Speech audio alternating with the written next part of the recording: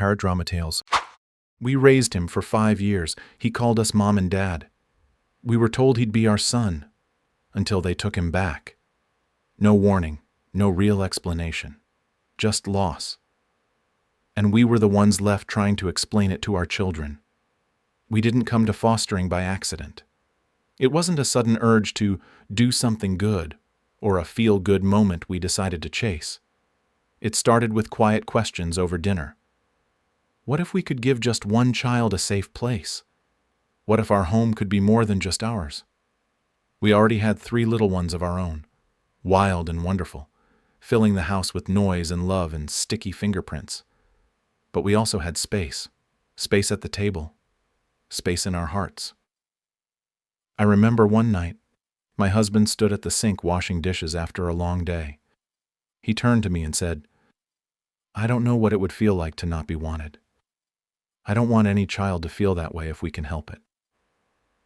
That was the moment it clicked. We took the training, filled out the paperwork, sat through the classes where they warned us. Not every child would stay. Not every story would end with adoption, and not every goodbye would feel fair. We heard them. We just didn't think it would happen like this. At first, fostering felt like stepping into something bigger than ourselves. And it was. We met children whose stories broke our hearts, who clung to stuffed animals like they were lifelines, who flinched at raised voices, who tested us with quiet stares and long silences. And every single time we met them with warmth, with steady love, with patience. You are safe here. You are seen. You are wanted. That was our mantra, whispered at bedtime, folded into peanut butter sandwiches, tucked into lunch boxes with little notes. You matter. We were careful, too, always mindful of our own kids. We never took on more than we could handle, never let the balance tip so far that anyone felt pushed aside. That's why, when our little guy came to us at just 2 years old, something shifted. He wasn't just another placement. He melted into our family like he had always been there. He learned to say mama and dada in our kitchen. He took his first fall off a bike on our driveway. He called our kids his siblings like it was the most natural thing in the world. He belonged, and we were told, early on, that there was a strong chance he'd be adoptable. So we loved him, with no reservations. We opened every part of our life to him. We dreamed out loud about his future. I remember holding him one night after a nightmare. He curled into my chest and mumbled, "I want to live here forever." I whispered back, "I hope you do, baby."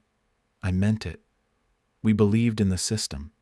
We believed that good intentions, stability, love, those things would matter. But we were wrong. We didn't know then what we know now. That even when you do everything right, even when a child calls you mom and means it, the system can still take it all away with a single decision made in a quiet office by someone who's never seen that child fall asleep in your arms. But we weren't there yet. Back then, we were just a family, full of hope, love, and the belief that we were building something lasting. Back then, we still believed that love would be enough. He came to us small, quiet, and cautious, just barely 2 years old, with wide eyes and a grip that refused to let go of the worn, stuffed dog clutched in his hand. The first few weeks were delicate. He followed me from room to room like a shadow. He wouldn't sleep unless one of us sat in the doorway with the light on. He barely spoke, not because he didn't know how, but because words seemed to cost him something. But children know. They know when they're safe. It started in small ways. A soft laugh during bath time, a shy tug on my sleeve when he wanted a snack, a whispered, "Can I have more juice, please?" That nearly brought tears to my eyes. My daughter gave him a nickname after a week. My youngest started saying, "That's my brother." And he called us mom and dad before we even realized it had happened. I remember the first time he drew a picture at the kitchen table. Crayon scribbles, messy and bright, 5 stick figures holding hands under a yellow sun. He pointed them out proudly. "That's you. That's Dad. That's me." My throat tightened. "Who are the other 2? He looked at me like the question didn't make sense. "My brother and sister. This is our family. And just like that, he was in. We celebrated birthdays, holidays, every tiny milestone. His first day of preschool when he was too nervous to let go of my hand. His first scraped knee on the driveway, where I cleaned him up and kissed his forehead and said, "You're so brave, baby." He learned our rhythms. He knew where we kept the good cereal, which blanket was the softest, which jokes would make Dad laugh loudest at dinner. He didn't just live in our home. He lived in our routines, our memories, our hearts. To the outside world, maybe he was just our foster child, but inside this house, he was our son. I remember one night, tucking him into bed. He looked up and asked, "When am I going to be real?" I blinked. "What do you mean, sweetheart?" "Like, when will I really be your kid?" I sat beside him, heart breaking and overflowing all at once. "You already are," I whispered, brushing his hair back. "You're mine, always." He smiled and fell asleep with that stuffed dog in his arms, the one he had the day he arrived. By the time the adoption process officially began, we had already spent over 3 years as a family. We knew him inside and out. The way he furrowed his brow when concentrating, the song that always made him dance, the stories he liked before bed. We weren't waiting to become a family. We already were. What we were waiting for, what we thought was finally coming, was the paperwork to catch up with the truth, to make legal what had already become love. But we had no idea the system had other plans. No idea that love, history, and belonging might not be enough. And we certainly had no idea that we were living in the final chapter of our life with him, even as we were preparing to turn the page. The phone call came on a Tuesday. I was standing at the kitchen counter, wiping sticky jelly off a spoon, when my phone buzzed. It was our caseworker. Her voice was calm, too calm, almost clinical, but her words hit me like a wave I didn't expect. "His biological mother has officially surrendered her rights. You can begin the adoption process." I didn't speak right away. I think part of me had given up hoping this would ever really happen. After everything, the appointments, the reports, the years of uncertainty, hearing those words felt surreal. I managed a soft, "Okay, thank you." Then I hung up, put the spoon down, and leaned on the edge of the sink. My hands were shaking. When my husband came home that evening, I told him with tears in my eyes. He just stood there, stunned for a moment, before quietly saying, "It's happening. He's really going to be ours." We didn't celebrate with champagne or a big announcement. Instead, we made his favorite dinner, mac and cheese with apple slices, and sat down as a family. Our foster son was coloring at the table, humming a tune to himself. I looked at him and smiled. "Hey, buddy, guess what?" He looked up, curious. "What?" "We're going to adopt you. You're going to be our son forever." He stared at me for a moment. Then, without saying anything, he ran across the room and threw his arms around my waist. "I knew it," he whispered. "I knew you were really my mom." We filed the paperwork. We met with the adoption specialist. We started preparing for the court date. Everything was in motion, and for the first time in years, we allowed ourselves to dream out loud. He wanted to pick his new middle name. He asked if we could all match for the adoption ceremony. Same color shirts, same shoes. He drew a picture of our family again, this time with a little crown over his own head, Prince of the House. Even our kids were in on it. They started calling him official little brother, even though he already had been for so long. We started looking into ways to preserve keepsakes from his time in foster care. His first drawings, the stuffed dog, his notes from preschool. Because now we believed we had time. We believed this was the beginning of the forever we had waited for. And honestly, we exhaled. We finally let go of that guarded feeling foster parents always carry. That quiet tension that says, "Don't get too comfortable. They might not stay." Because we were told this was different. Because we were told by the same system that placed him in our arms that now, finally, he was ours. The thought of him leaving never even crossed our minds again. Not after that phone call. Not after 3 years of raising him. Not after we told him he was home. We believed in the promise. We believed in the process. We believed that love, time, and commitment would be honored. But the truth we were about to learn, and it would tear our hearts open, is that in foster care, even after years, nothing is truly guaranteed. It happened so suddenly, it felt like whiplash. Just weeks after starting the adoption process, the same caseworker who once encouraged us, who assured us that our son's placement was stable and long-term, called with a completely different tone. She sounded rushed, detached, like she was checking off a list. "We're placing him with another family," she said, almost as if it were routine. I froze. "What do you mean?" "We're in the middle of adoption. The department has decided to transfer him to a couple seeking to foster to adopt. They don't have children, and we believe he'll benefit from being the sole focus in their home." I nearly dropped the phone. My heart began to pound. My hands went cold. "He's been with us for 5 years," I said. "He's not just part of our family. He is our family." She paused, and her voice softened slightly, but not enough.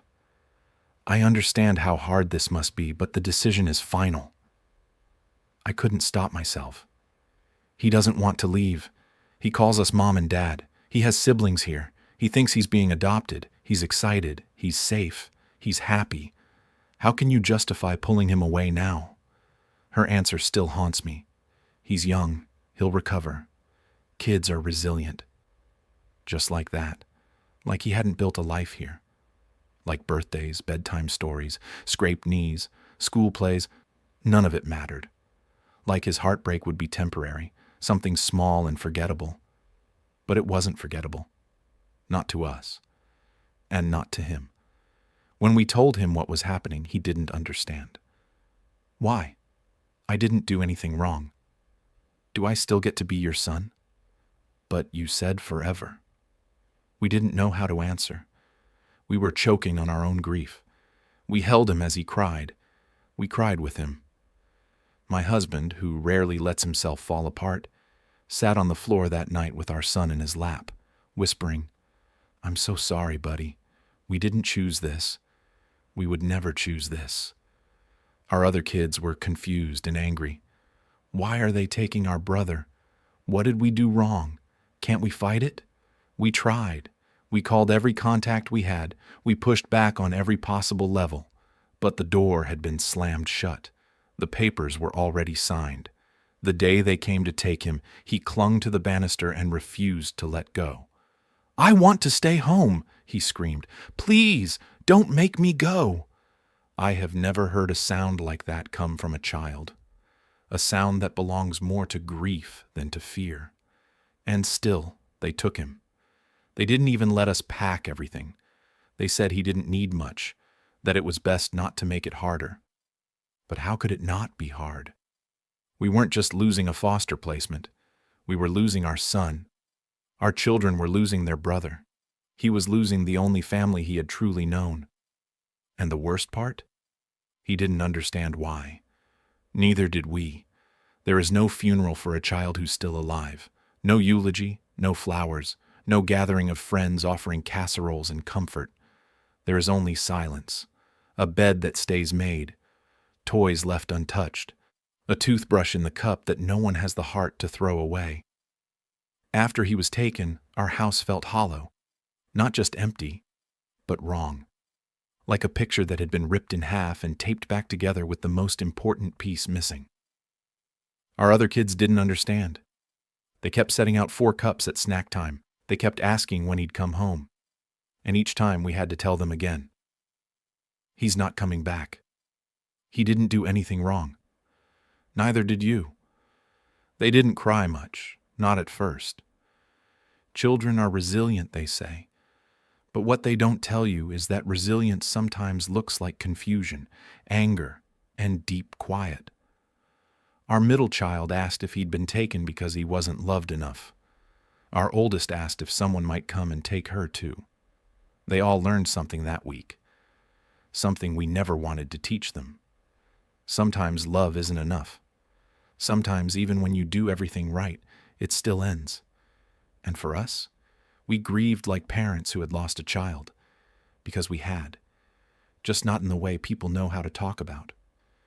There was no place to put our pain. You can't explain to most people that your child was taken by the same system that once asked you to love him like your own, and then punished you for doing exactly that. I'd lie awake at night wondering how he was sleeping, if he was asking for us, if he still remembered the lullaby I used to hum when he was scared. My husband stopped leaving the porch light on after 2 weeks. He said it hurt too much to see it glow with hope that wasn't coming back. I found myself checking my phone constantly, even though I knew he couldn't call. There was no closure, just this ache that sat between us, quiet and unbearable. We reached out to the caseworker one more time, not to fight, just to ask, "Is he okay? Can we send something? A letter, a picture?" She responded 2 days later with one sentence. "He's adjusting well. Please respect the transition." Just like that. As if 5 years could be folded up and boxed away like an old sweater. And what haunted us most was that it felt like we were the only ones who remembered. Like he'd been taken, not just from our home, but from the narrative altogether. Like he never mattered, but he did. He mattered every single day he was with us. He matters still. His drawings are still on our fridge. His name is still whispered in bedtime prayers. His seat at the table may be empty, but we said it anyway, even if just in our hearts. And we grieve, because no matter what the paperwork says, he was ours, and we were his. People say fostering is selfless, that it's about giving without expecting anything in return. But here's what they don't say. Sometimes it breaks you. Sometimes the giving carves out pieces of your soul you can't get back. After he was taken, the silence in our house wasn't just grief. It was warning, a quiet, thudding truth we couldn't ignore anymore. We couldn't go through this again. And we couldn't ask our children to either. We talked about it for weeks. Late at night, when the kids were asleep and the ache was sharpest, my husband would sit with his head in his hands and whisper, "I don't think I can open that door again." I felt the same. Not because we stopped caring, not because we stopped believing in the value of fostering, but because the cost had become too high. It wasn't just about us. It was about our 3 children, our biological children, who had just lost someone they called their brother, who watched him be taken without understanding why, who started sleeping with the light on, just in case someone came for them too. It changed something in all of us. The innocence, the trust, the belief that home meant something permanent. All of that was fractured. How could we open our door again knowing this could happen a second time? How could we teach our children to love fully and then explain, again, why love wasn't enough to make someone stay? We had a choice to make, and it wasn't easy. It felt like choosing between who we were and who we had become. But one night, while folding laundry in silence, my husband said it out loud. "We need to stop." I didn't argue. I just nodded, because I had already made the same decision in my heart. We notified the agency, told them we were stepping away. They thanked us for our years of service, said they understood. But even that word, service, felt wrong. We hadn't been providing a service. We had been parenting, loving, committing, grieving. And walking away wasn't some cold, calculated choice. It was the only way we could begin to heal. Some people didn't understand. They said, "But you helped so many children. You gave them a home." And we did. But no one saw the toll it took when they left. When decisions were made above us, without care for the bonds built in our home. When we were expected to keep functioning, again and again, as if those losses weren't real. But they were real. He was real. And losing him nearly destroyed us. So we stopped fostering, not because we stopped believing in it, but because we couldn't be the ones always left holding the pieces.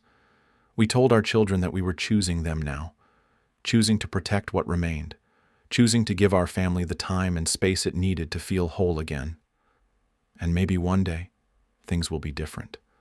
Maybe the system will change. Maybe healing will come in full.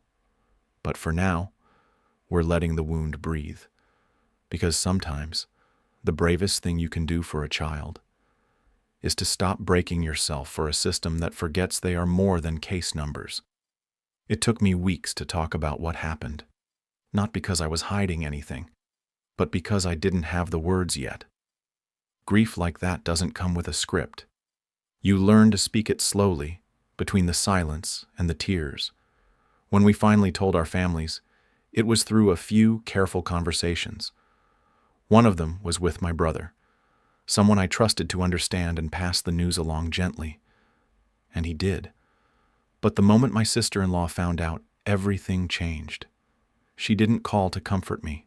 She didn't ask how the kids were doing. She didn't ask how I was doing. She called to say I'd let everyone down.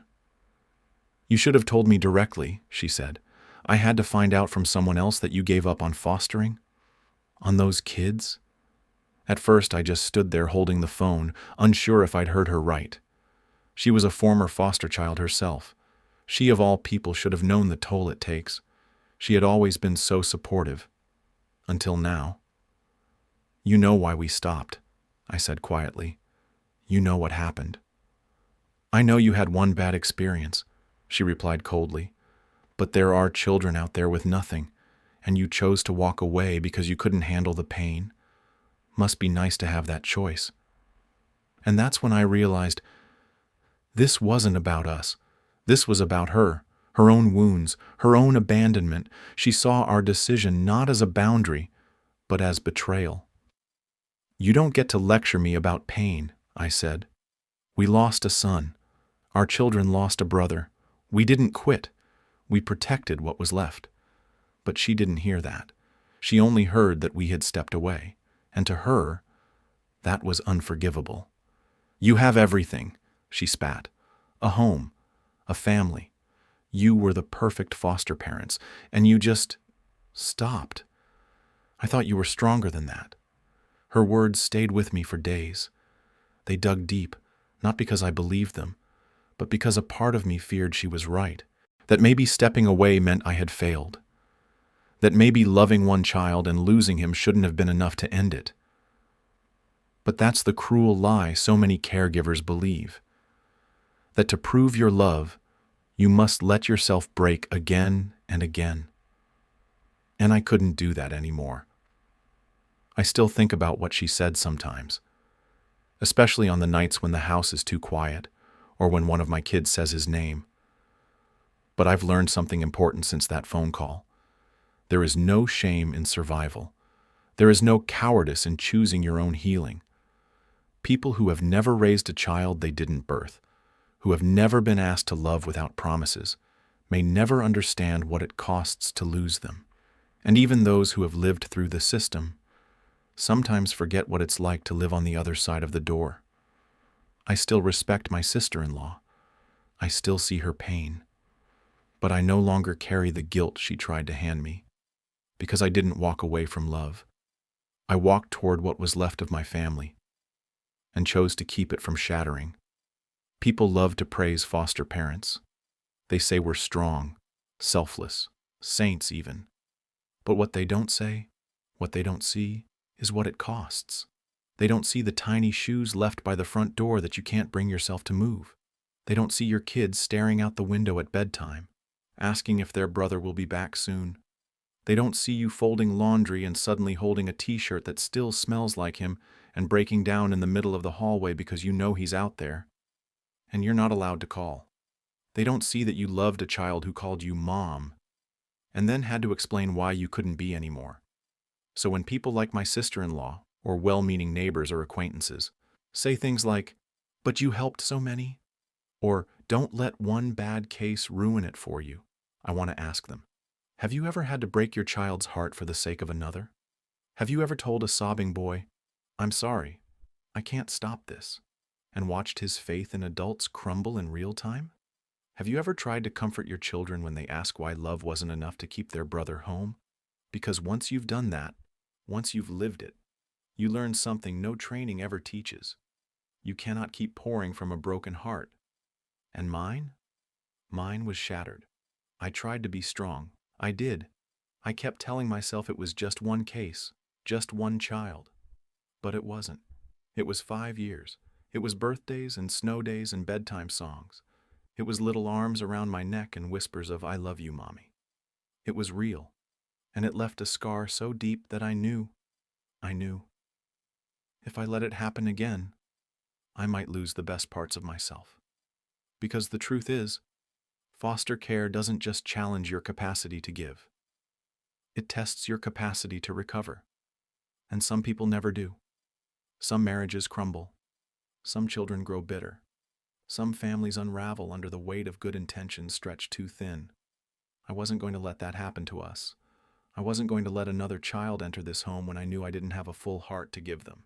That's not selfless. That's not noble. That's dangerous. Because kids deserve more than exhausted love. They deserve more than caregivers trying to outrun their own grief. They deserve wholeness, stability, presence. And after what we'd been through, I didn't have that to give. So we stepped back. Not because we stopped believing in the mission, but because we learned that boundaries are not a betrayal. They're protection. They protect the kids already in your home. They protect your marriage. They protect you. And one day, maybe, when the ache has softened and the healing has taken hold, maybe we'll open that door again. But not now. Not until we know we can give without breaking all over again, because no one talks about it. But I will. Even the best hearts have limits. And knowing yours, that's not weakness. That's wisdom. We did everything right. We opened our home. We followed the rules. We loved him as our own, without hesitation, without condition, without holding anything back. And still, it wasn't enough. That's the part that no one prepares you for. Not the training courses, not the well-meaning advice, not even your own heart. Because when you love a child who's not yours on paper, you don't just hope for a future. You build one. You memorize their laugh, their fears, their dreams. You become a family in every way that matters. And then one day, someone who's never seen your bedtime routine, never heard him whisper, "I love you," makes a decision that unravels all of it. Like none of it counted. That's the tragedy. Not just that we lost him, but that he lost us. That he was told, by the people who were supposed to protect him, "Your love doesn't matter. Your voice doesn't count. You'll be fine." But he wasn't fine. And we're still not. We didn't stop fostering because we stopped caring. We stopped because we cared too much, and were asked to carry too much without breaking. And if you're watching this, and you've ever lost someone still living, if you've ever had to walk away from a calling you loved just to protect your own heart, you're not weak. You're not selfish. You're human. Love is powerful. But love, alone, can't always undo the damage of a broken system. Sometimes it leaves you with nothing but grief, and the quiet knowledge that you gave your all and still had to let go. So to every foster parent, adoptive parent, caregiver, or anyone trying to heal from an invisible loss, I see you. I believe you. And I know sometimes love isn't enough, but loving anyway, that's what makes you extraordinary. If this story resonated with you, share it. Someone else needs to hear they're not alone. And if you've lived something similar, leave a comment. Let's hold space for each other, the way the system never did.